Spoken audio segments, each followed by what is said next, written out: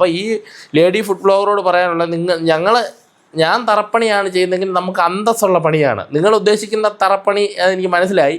അതിന് മറുപടി ഞാൻ അന്നേരം ആ സ്ക്രീൻഷോട്ട് ഇട്ട് കമൻറ്റ് ചെയ്യാത്തത് നിങ്ങളൊരു ലേഡി ആയതുകൊണ്ട് മാത്രമാണ് ഞാൻ അങ്ങനെ കമൻറ്റ് ചെയ്യാത്തത്. കൂട്ടുകാരെ, പുതിയൊരു വീഡിയോയിലേക്ക് സ്വാഗതം. ഇപ്പം വീഡിയോയിൽ വരാനുള്ള കാരണം എന്ന് പറഞ്ഞാൽ ഒരുപാട് പേര് ഫുഡ് ബ്ലോഗ് ചെയ്യുന്നുണ്ട്. അപ്പം ഈ ഫുഡ് ബ്ലോഗ് എന്ന് പറഞ്ഞാൽ അത്യാവശ്യം നമ്മൾ അത് ചെയ്യുമ്പോൾ ശ്രദ്ധിക്കേണ്ട കാര്യം, ഞാനങ്ങനെ അധികമായിട്ട് ചെയ്യാറില്ല ഫുഡ് ബ്ലോഗൊന്നും. അപ്പം ഈ ഫുഡ് ബ്ലോഗ് ചെയ്യുമ്പോൾ ശ്രദ്ധിക്കേണ്ട കാര്യങ്ങൾ, വൃത്തി ഒന്നാമത്തെ കാര്യമാണ്. പല ബ്ലോഗുകളും നിരന്തരം ചവറായിട്ടിടുന്ന ഇപ്പോൾ ഏത് കടയാണ് നല്ലതെന്ന് അറിയാൻ വയ്യാത്തൊരവസ്ഥയായി. ഏത് തരത്തിലുള്ള ഫുഡാണ് കൊള്ളാമെന്നുള്ളത് മനസ്സിലാക്കാൻ പറ്റാത്തൊരവസ്ഥയായി. വ്ളോഗർമാരെല്ലാം വേറെ പണിയൊന്നുമില്ലല്ലോ, ഫുഡ് ബ്ലോഗ് ചെയ്താൽ മതിയല്ലോ. എന്നെ സംബന്ധിച്ചിടത്തോളം ഞാൻ ഈ കണ്ട എല്ലാ ഇടാറില്ല. ഫുഡ് ബ്ലോഗ് വളരെ എൻ്റെ വീഡിയോയിൽ നോക്കിയാൽ അറിയാൻ പറ്റും, കുറച്ചൊക്കെ ഞാൻ ചെയ്യാറുള്ളൂ. നമ്മളെവിടെ ചെന്ന് പുട്ടും കടല എന്നിട്ട് പൈസ കൊടുക്കാറില്ലാത്തതുകൊണ്ട് ഞാൻ വീഡിയോ ചെയ്യുന്നത് അങ്ങനെയുള്ള പരിപാടിയൊന്നും നമുക്കില്ല. കാരണം അങ്ങനെ ചെയ്യാറുമില്ല. കാരണം ഒരുമാതിരിപ്പെട്ട ഫുഡൊന്നും നമുക്ക് പിടിക്കാറുമില്ല പോയി കഴിഞ്ഞ്. ഇതിപ്പോൾ ഒരു കട ഒരു വ്ളോഗർ ചെയ്ത് കഴിഞ്ഞിട്ട് അവിടുത്തെ കഴിച്ച് നോക്കിയിട്ടാണോ ചെയ്യുന്നത്, കഴിക്കുന്നതൊക്കെ വീഡിയോ കാണിക്കുന്നുണ്ട്. ഞാനൊരു പാപ്പനും കൂടെ ഒരു കടയിൽ ചെന്നിട്ട് ചോറ് കഴിക്കാനായിട്ട് ഉച്ചയ്ക്ക് അവിടെ നിന്ന് പ്രമുഖ ഒരു വ്ളോഗറുടെ വീഡിയോ കണ്ടിട്ടാണ് ഞാൻ അവിടെ പോയത്. അവിടെ പോയി കഴിഞ്ഞപ്പോഴത്തേന് ആ ചോറ് മൊത്തം ക്ലോറിൻ്റെ ചുവയാണ്. ക്ലോറിൻ വാരി തിന്നുന്ന പോലെയാണ് ആ ചോറ് ഞാൻ വാരുന്നത്. എൻ്റെ കുഞ്ഞും ഞങ്ങൾ ഫാമിലിയായിട്ട് പോയി കഴിച്ചത്. പക്ഷേ അവിടുത്തെ ഒരു ഐറ്റം മാത്രം കൊള്ളാമായിരുന്നു. പക്ഷേ ചോറും ബാക്കിയുള്ള കറികളിലും കുടിക്കാൻ തന്ന വെള്ളത്തിലും എല്ലാം ക്ലോറിൻ്റെ ചുവയായിരുന്നു. ക്ലോറിനേറ്റ് ചെയ്യുന്നത് നല്ലതാണ്. ഇത്രയും ഹൈ ലെവലിൽ ക്ലോറിനേറ്റ് ചെയ്ത വെള്ളമൊന്നും ഞാൻ കുടിക്കാറില്ല. കാരണം എന്ന് പറഞ്ഞാൽ അത് നമുക്ക് തലവേദന തന്നെ എടുക്കും. അപ്പോൾ അങ്ങനെ പല വ്ളോഗർമാരും ചെയ്യുന്നതെന്ന് പറഞ്ഞാൽ അവർ ഒരു ബീഫിൻ്റെയോ അല്ലെങ്കിൽ ഒരു കപ്പയും അതുപോലെ തന്നെ വാഴയ്ക്കപ്പം പഴംപൊരി ബീഫൊക്കെ ചെയ്യുന്നുണ്ട്. അപ്പോൾ ഇവർ 2 ദിവസം പഴംപൊരി ബീഫാണ് ചെയ്യുന്നതെങ്കിൽ പറയുന്നത് അടിപൊളി, ഇതുവരെയും കഴിച്ചിട്ടില്ലാത്തൊരു പഴംപൊരി ബീഫ്. നാളെ ചെയ്യുമ്പോഴും പറയുന്നത് ഇതുവരെ എൻ്റെ ജീവിതത്തിൽ ലൈഫിൽ കഴിച്ചിട്ടില്ലാത്ത. ഇപ്പോൾ ഈ പറയുന്നത് എന്തായിരുന്നു എനിക്ക് മനസ്സിലാകുന്നില്ല. ചിലർ ചെയ്യുന്നത് ഇങ്ങനെയൊക്കെ പറയുമ്പോഴേ അത് മനസ്സിലാവാത്തതുകൊണ്ട് തന്നെയാണ്. നമ്മൾ കഴിച്ചിട്ട് ഈ മറ്റുള്ളവരെ ഈ വീഡിയോ കണ്ടിട്ട് ചെല്ലുന്ന ആൾക്കാരുടെ ഒരു അവസ്ഥയെന്ന് പറഞ്ഞാൽ ഏതൊക്കെ രീതിയിലാണ് ചെളിക്കകത്ത് വരെ കുഴച്ച് ഓരോ കാര്യങ്ങൾ ചെയ്യുന്ന കണ്ടിട്ടുണ്ട്. അത്രയും ഒരു അവസ്ഥയിലാണ് ചില വീഡിയോകൾ ചെയ്തിട്ട് നമ്മൾ ചെന്ന് വലിയ കാര്യമായിട്ട് അവർ ചെയ്ത വീഡിയോ ഇല്ലെന്ന് പറഞ്ഞത് കാണാൻ പോകും.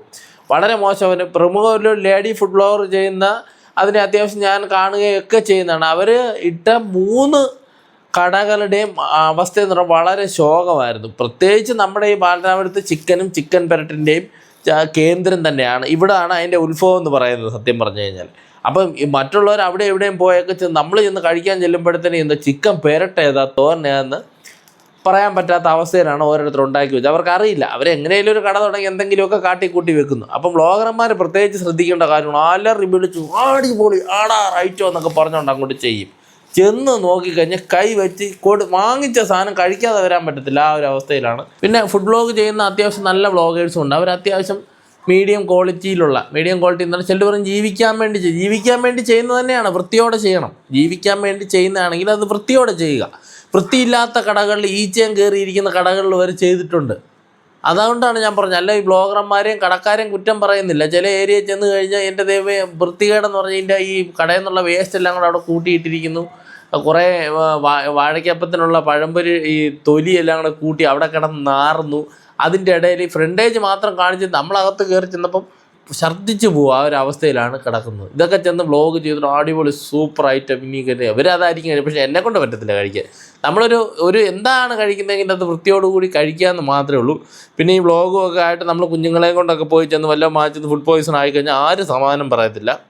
അപ്പം പല കടകളും വരുന്നുണ്ട്, റേറ്റ് കുറച്ച് കൊടുക്കുന്നുണ്ട്. അതൊക്കെ അത് ആൾക്കാരിലോട്ട് എത്തിക്കണം. പക്ഷേ തീരെ ക്വാളിറ്റി ഇല്ലാത്ത വീഡിയോകൾ ദയവായിട്ട് എടുത്തിട്ടായിരിക്കും. ഇതിനു വേണ്ടി നടക്കരുത്.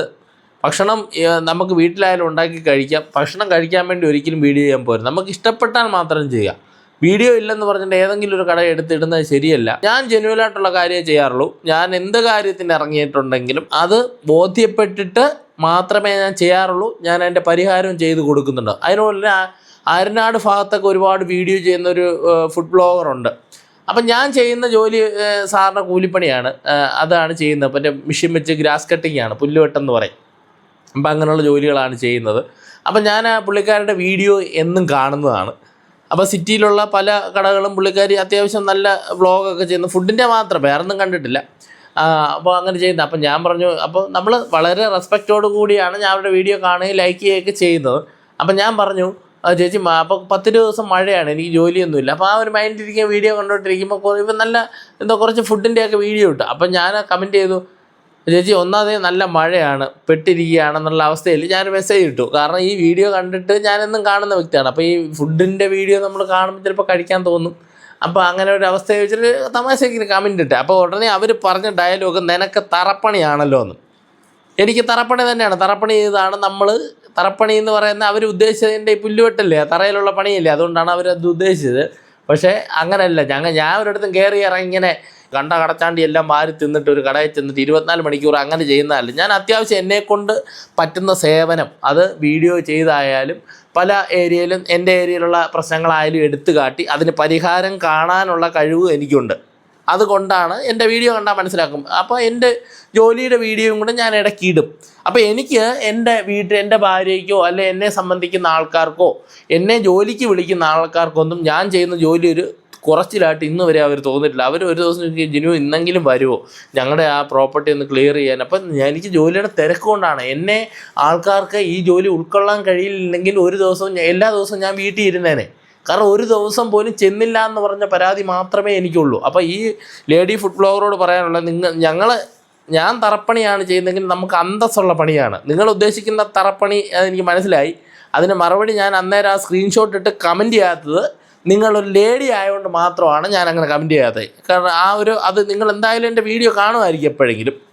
അപ്പം നിങ്ങളൊരു ലേഡി ആയതുകൊണ്ടാണ് ഞാൻ ആ പ്രൊഫൈൽ എടുത്തിട്ട് ആ കമൻറ്റ് എടുത്ത് സ്ക്രീൻഷോട്ട് ചെയ്ത് ഞാൻ പ്രതികരിക്കാത്തത്.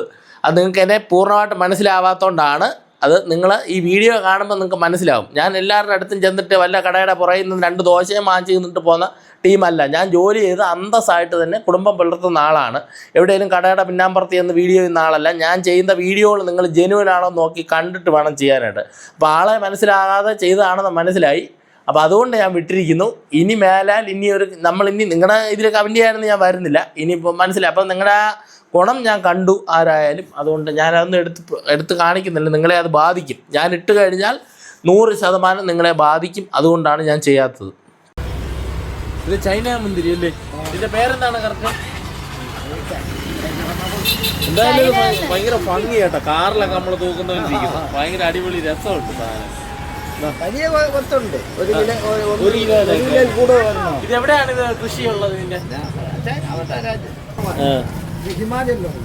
ഹിമാചലിലുള്ളല്ലേ?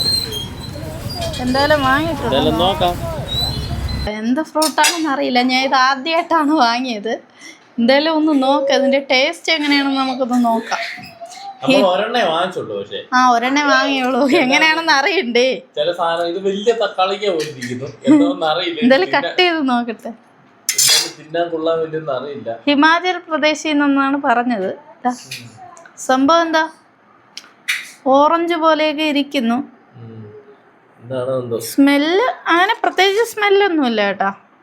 നോക്കാം, എന്തായാലും കട്ട് ചെയ്ത് നോക്കാം. നമ്മളിങ്ങനെയുള്ള സാധനങ്ങളൊക്കെ വാങ്ങിക്കുമ്പോൾ ഒരെണ്ണേ വാങ്ങിക്കാറില്ല. കാരണം ഇവിടെ ഒരുമാതിരിപ്പെട്ട നമുക്ക് പിടിക്കില്ല. ചെറിയ ഇങ്ങനെ രുചി വ്യത്യാസമൊക്കെ ഉണ്ടെങ്കിലേ ചിലപ്പോൾ നല്ല ഗുണമുള്ള ഫ്രൂട്ട് ആയിരിക്കും, പക്ഷേ ഒരു മടി വരും കഴിക്കാൻ. അപ്പം എങ്ങനെ ഉണ്ട് കഴിച്ചിട്ട്? നമ്മുടെ നൊങ്കില്ലേ, നൊങ്കിന്റെ ടേസ്റ്റാ.